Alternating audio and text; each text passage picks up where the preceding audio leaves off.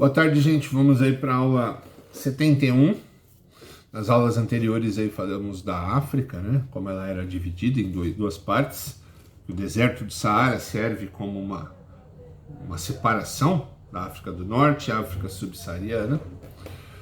Falamos também sobre o comércio saariano, né? Como os povos que viviam no deserto, os povos do deserto, os tuaregues, os beduínos, os berberes em geral, que são povos que viviam no deserto, tinham uma enorme importância por fazer o comércio entre o norte e a África subsaariana, levando produtos da África subsaariana para o norte da África e produtos do norte da África para a África subsaariana, certo? Então, esses berberes tinham uma importância enorme com esse comércio, porque esse comércio, além da venda de produtos, também era a troca de informações. Tá? Então, muito do que o pessoal do norte da África, da Europa, sabia sobre a África negra, a África subsaariana, era através desses berberes. Era a única fonte de informação, já que não havia contato direto. E vice-versa, o que os povos da parte abaixo do Saara sabiam sobre o norte da África, sobre a Europa, também vinha desses berberes, tá certo? Além das informações, esses berberes vão ter uma outra importância, tá? E aí já perto aí do século VII, século VI, século VII depois de Cristo, enquanto a Europa está vivendo ali, Idade Média, feudalismo, essas coisas, você teve o crescimento dos muçulmanos, falamos disso, que ocuparam todo esse norte da África. E esses berberes vão adotar a religião dos muçulmanos. Então, os berberes que tinham religiões ancestrais, religiões próprias, aos poucos vão se tornando muçulmanos, vão adotando o islamismo. E vão levando essa religião para a parte de baixo da África. E aí, dá uma olhadinha aqui nesse mapa. Você tem essa parte logo abaixo do deserto do Saara, que se chama Sahel. Tá? Uma área, vamos falar disso agora, dos reinos dessa região, uma área muito rica, com cidades grandes e importantes, que tem muito contato com esses berberes por esse comércio, e que aos poucos vão conhecendo um pouco do islamismo, através desses berberes. Eles não vão se tornar muçulmanos, mas eles vão fazer uma mescla das religiões africanas, das religiões antigas que eles tinham, com alguns elementos do islamismo. Tá? Então eles não se converterão ao islamismo, não se tornarão muçulmanos, mas vão absorver algumas coisas do islamismo e misturar com as religiões que eles já tinham, tá certo? Nessa região do Sahel, você vai ter...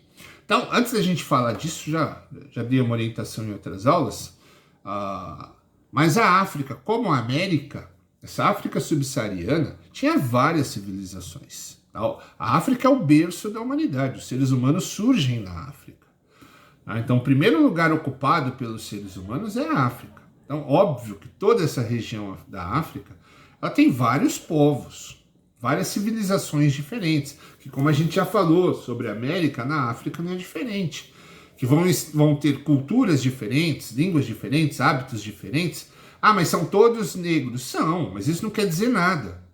Cada povo vai ter a sua forma de viver, sua cultura, sua língua, seus hábitos, seus deuses, tá certo?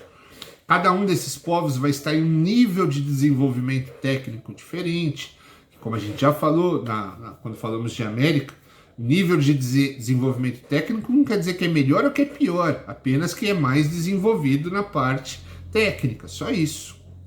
Tá? Mas você vai ter nessa região do Sahel, aqui, ó, a gente falou lá, onde os berberes tinham mais contato, você vai ter o surgimento de grandes reinos importantes, muito desenvolvidos. Em toda a África, aqui você vai ter o surgimento de impérios, de reinos importantes, alguns mais desenvolvidos tecnicamente, outros menos, cada um dentro da sua realidade. E eu vou escolher falar de alguns com vocês, não de todos. É impossível falar de todos, vou falar de alguns. Então falaremos do Império de Gana, do Império de Mali, falaremos desses dois nessa aula. E na próxima aula falaremos sobre o Império do Congo e falaremos de Bantus também, tá? Que não são todos os povos da África, não são só alguns dos povos da África que existiam antes da chegada dos europeus, tá? Antes do contato com os brancos, antes da invenção dos navios, das grandes navegações, tá certo? Então começaremos falando sobre o Império de Gana, tá? Que vai ficar aqui nessa região, estou mostrando para vocês. Uma região muito rica, tá? Produção de sal, de ouro, então é uma região rica. E vai se construir ali um império como todos os outros impérios do mundo, tá? Então um grupo vai dominar outro grupo, vai começar a crescer, dominando outro. Esses grupos dominados vão pagar impostos ao grupo que dominou, e aí você vai ter o surgimento do Império de Gana. O Império de Gana, como o Império Inca aqui no Peru, Gana é o nome do imperador, não do imperador a pessoa, o nome do cargo. Tá? Nesse império não se chamava nem de rei nem de imperador, chamava de Gana. Gana era o nome que se dava ao cargo do imperador, tá certo? A mesma coisa que aconteceu aqui com os Incas. E aí o império ficou com esse nome, Império de Gana, tá? O Império do Imperador. Meio estranho isso, mas era isso mesmo. E era um grande império, super desenvolvido, com construções, com uma religião muito definida, com uma hierarquia bem definida. Tá? Então você tinha lá o imperador, o pessoal que cuidava da religião, a nobreza, as pessoas, os trabalhadores, você tinha escravidão. Então, era um império como outro qualquer, africano, um império negro, tá? Para tirar essa ideia de que os africanos eram inferiores. Não eram. Você tinha grandes impérios na África, enquanto na Europa você tem Idade Média, feudalismo, invasão viking, na África você já tem grandes impérios como o Império de Gana. O império que vive do comércio de ouro, vive do comércio de sal, que compra da Europa, da Ásia, seda, algodão. É um império riquíssimo que sobrevive tanto da produção agrícola quanto da cobrança de impostos dos povos dominados. Um império com um exército enorme, treinado, um exército de arqueiros, de lanceiros, segundo dados aí, chegou a ter 200 mil homens. Um exército que não devia nada a exército nenhum do mundo, tá? Que é o caso do exército de Gana. Esse império vai dominar essa região, que é um dos impérios africanos, não é o maior, é um deles. Esse império vai dominar essa região do século VIII até o século XIII. São quase 5 séculos dominando essa região, aumentando o império cada vez maior, fazendo negócios, comercializando, tá certo? Então, para vocês terem essa ideia de como era o império, tá? Com desenvolvimento de uma cultura muito rica, de uma arte muito rica, de artefatos de cobre. Então, essa galera tinha um conhecimento vasto da parte de agricultura, de irrigação, tá certo? Então, para tirar esse mito, tirar essa ideia de que os africanos eram inferiores e que os brancos é que levaram o progresso para a África. Não é verdade. Da mesma forma que quando a gente falou da América. A ideia de que os indígenas eram inferiores e os europeus levaram o progresso para a América é mentira. Ficou claro isso quando falamos de astecas, maias, incas. Que fique claro novamente, impérios gigantes, poderosíssimos, como o Império de Gana, não deviam nada a nenhum império, a nenhum reino europeu, tá certo? Esse Império de Gana, ele vai ter aí o seu auge entre o século VIII e o século XII. No século XII, ele vai ser dominado por povos da região, vai perder o poder, e vai ser substituído por um outro império, que é o Império de Mali, tá? Que da mesma forma que o Império de Gana vai dominar a região, vai cobrar impostos, vai definir toda a sua região, vai impor o seu poder, o seu domínio, da mesma maneira que o Império de Gana fazia antes, tá? Também vai fazer o comércio com a parte do norte da África, mas ele vai, esse Império de Gana, deixa eu ler o nome do cara que é importante, o príncipe, o que vai dominar o Império de Gana, que vai impor o Império de Mali ali na região, o nome dele é Sundiata Keita, tá? Então esse é o que vai unificar toda essa região sobre o controle de Mali, tá? Do Império de Mali. E esse vai ter uma visão, uma estratégia até mais interessante, porque ele vai se utilizar desses berberes, desse contato com os muçulmanos, com o islamismo, e para pacificar a região, para pacificar esse povo com os berberes, ele vai se converter ao islamismo, tá?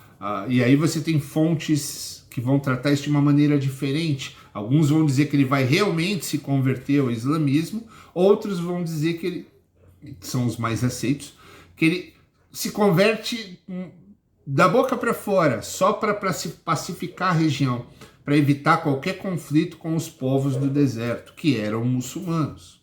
Aí isso vai fazer com que o império se expanda, ganhe mais força ainda. Um império ainda maior, mais poderoso, mais rico, mais desenvolvido que o Império de Gana. Então, são dois grandes impérios que ocuparam essa região aqui do Sahel.